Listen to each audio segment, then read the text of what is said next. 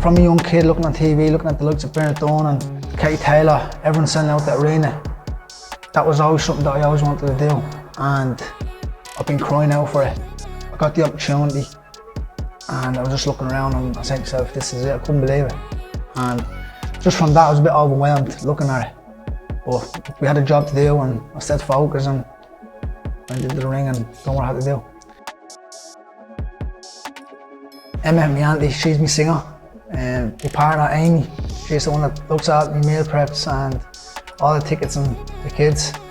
And then Janine then, which is my other auntie, she looks after all the merchandise. So they've all got a role, and my mum and nanny, they just give me the love. We're all just family orientated. We're a really, really close family. We stick together, and I think that's our biggest asset. He was 7 when he started, and he told the club that he was 8. So they were weighing in for the Dublin Leagues, and like that he had to weigh in. No, he wasn't allowed. He wasn't allowed box till he was 11. And they knew he was lying about his age. So he had to stay and keep training and all until he was 11, and then he was legit to try to fight. And this is the second year he won the All-Ireland. They supported me right throughout my whole career, even as an amateur. There was always times when I fought in the National Stadium. They always brought crowds, and that's why now I'm known as a big ticket seller and a big fan base, because it all started from a young age as an amateur.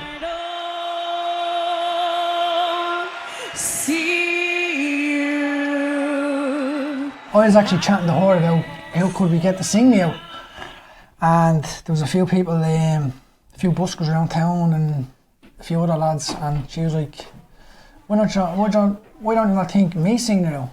I went, I said to him, I said, how about me? And he was like, are you sure? And I was like, well, I am your auntie and I am a singer, so why not? So when he was like, okay, right, we'll go with that. So we decided not to tell anybody, and we said, right, we'll go with that. He said, no, but Emma, will you get emotional? And I said, I will be emotional. It'd be very emotional, but that's the thing about it. I says, like, it'll touch people that your auntie is singing you into the ring, and people will get that.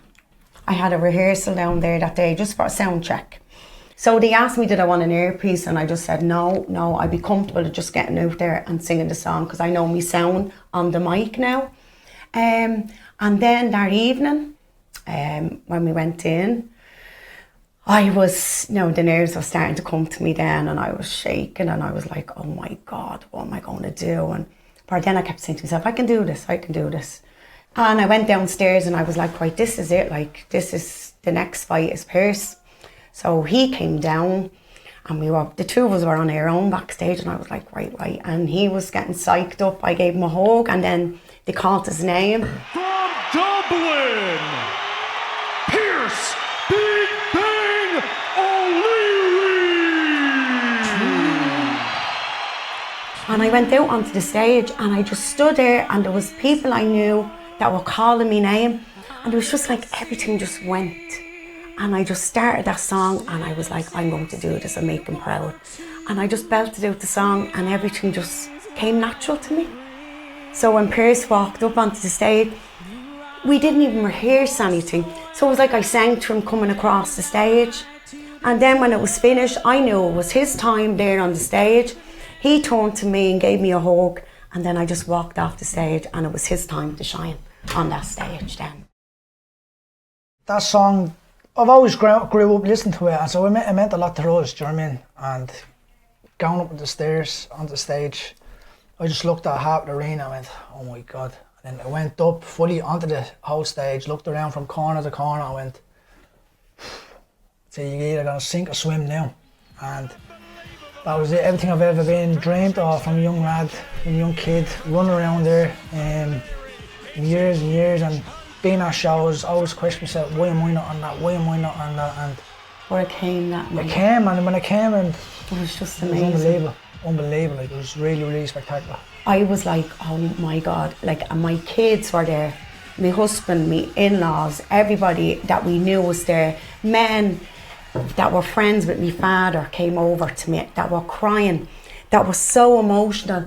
There was friends of all your family that were there, and everyone was coming over, and they were all so emotional, that were crying, and they were saying, Emma, that was just unbelievable, and that it was you that done that for your nephew.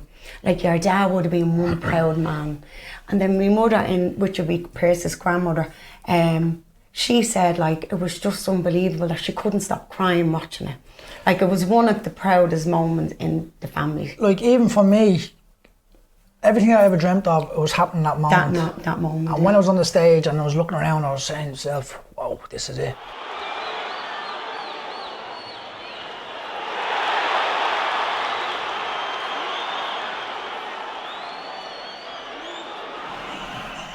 I'm dazzled a little bit, and I don't really, as I said, it happened so quick. And even being there in the ring, looking back there now at that, it was like, that actually happened. Mad. That's how quick it was, because it was always, as I said, it was always that one moment I needed to go out and show everybody. And it goes to show how much I carry Irish boxing with the amount of crowds and fans. That was there.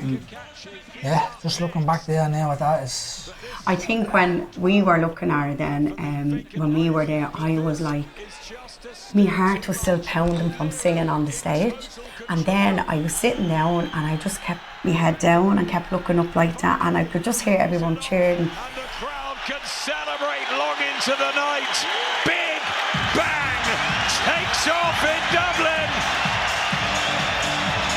When he won, we all just jumped up off the seats and everyone was screaming.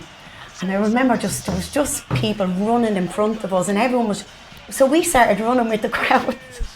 And we were running from one end to the other, then we ran into Amy, we were running all over the place. Then we went backstage, he came backstage then, and we just all done a big family hug, and everyone was sobbing, crying. But it was unreal. It was so emotional. When you think about it, it's a bit like saying to yourself, I've done it.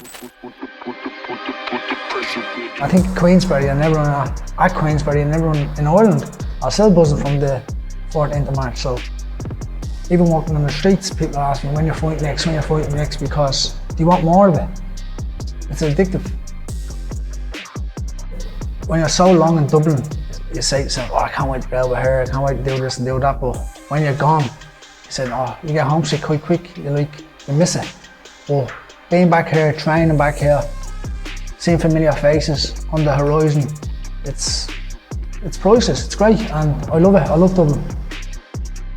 It made me who I am today, shaped me out. I've seen a lot of stuff happening, and a lot of good and a lot of bad, and look, I'm set on the right road, and here we are now today getting interviewed by Queensberry, and I'm doing something right, but Dublin itself shaped me out who the person who I am, and it's toughness, you know what I mean? I built toughness and resilience and perseverance, so when life hits you, we're used to it.